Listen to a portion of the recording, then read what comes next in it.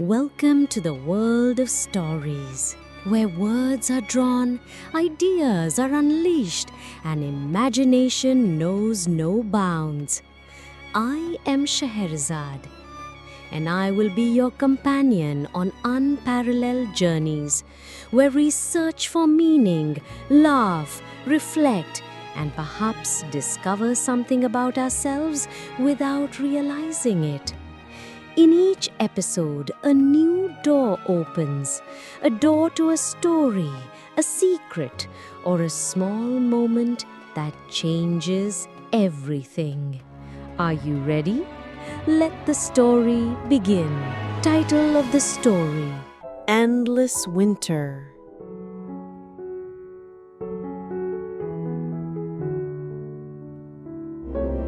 Deep in the legendary forest, where trees whisper and ancient spirits watch,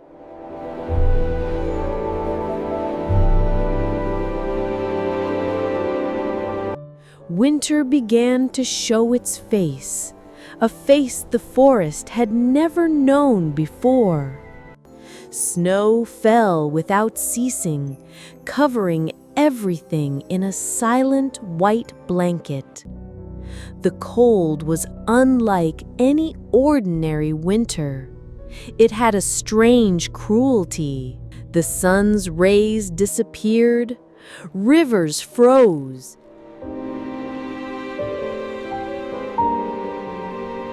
and frost hovered over birds' nests. In the heart of this forest, Leo, the little mythical creature, emerged from his burrow made of pine branches. His white fur, dotted with star maps, crunched against the snow. Around Leo were his friends: Rudy, the inventive squirrel; Fleen, the kind hedgehog; Cipho, the wise rabbit; and Misha, the dreamy fox. They all felt that something terrible had happened, and that the forest had become a strange, gloomy world. Leo stood among them and said in a quiet voice, "There is a secret behind this long winter. We must discover it, not just for ourselves, but for all the spirits of the forest." The friends set out on an exploration journey through the deep snow. Along the way, they encountered a falcon that had lost its ability to fly due to the extreme cold, and a young deer that spoke only one sentence: "The Ice Queen has awakened from her long sleep." Silence and heaviness hung over their hearts for a moment, but the wise Cipho directed them toward a distant cave deep in the heart of the forest, where a wise old man named Duran, the elephant who knows the secrets of the ages, lived. In the cave, they found Duran the elephant sitting before a small fire, staring at them with his deep eyes like an ancient well. Liu saw an ancient sadness in Duran's eyes, as if he had experienced this winter before. Duran said, "The Ice Queen's door in the palace of eternal snow has opened. Winter's curse was imposed on the forest when her wrath was awakened. Only those with a warm heart can save the forest, breaking the wall of eternal frost." "How do we get to the Ice Queen's palace?" Rudy asked. "Only those with true courage can approach," Duran replied. "Only those who can gather shards of warmth from the hearts of the forest's inhabitants can do so. Each shard illumines the path and weakens the curse's power." Many things crossed Leo's mind. He remembered his mother's embrace as a child and his laughter with his friends.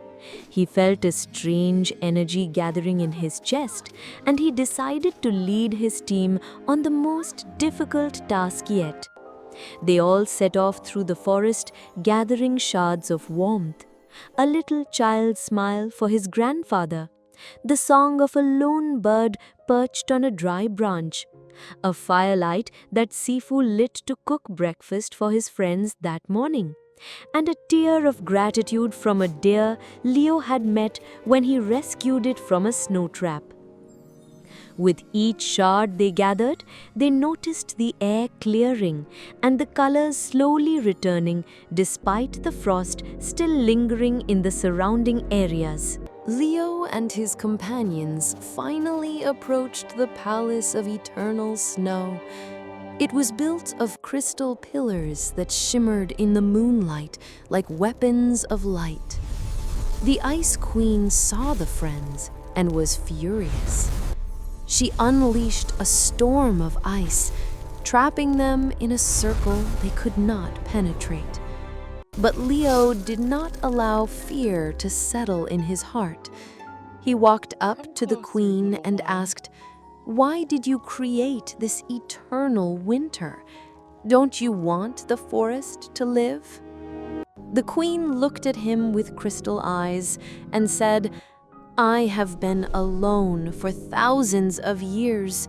Everyone has forgotten me, and the candles of friendship have been extinguished in the hearts of the forest's inhabitants.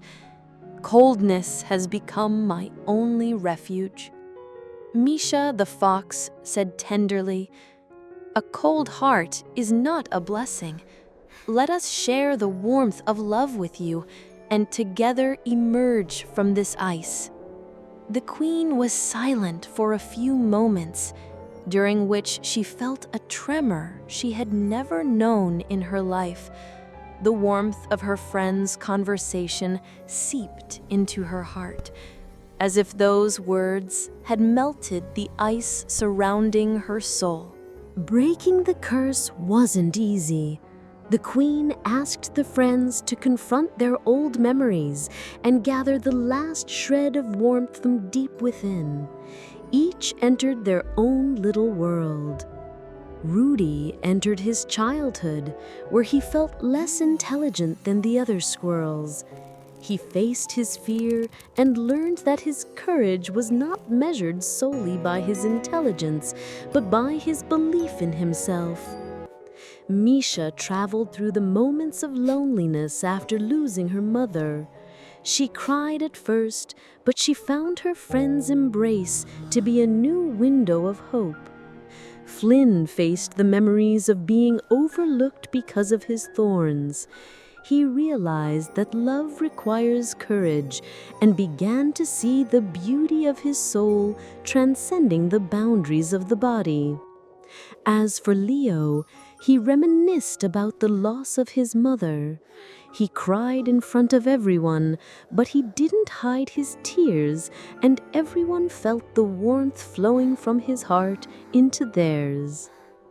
When everyone emerged from those memories, they carried shreds of warmth as bright as the sun. They drew her close to the heart of the Ice Queen and gave her a shard of warmth greater than their own, and the ice circles melted and winter receded. Everyone left the queen's palace, accompanied by Duran, the wise elephant who finally smiled after years of waiting. The sun's rays began to break through the clouds, and the snow melted from the edges of the forest. Birds chirped, and voices rose from all directions.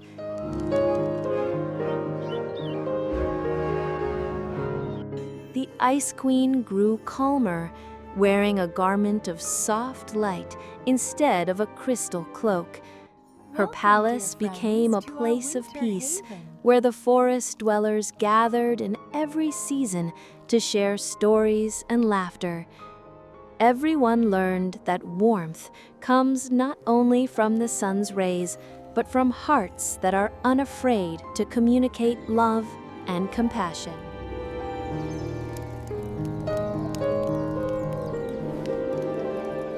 And so our story ends. But stories never end.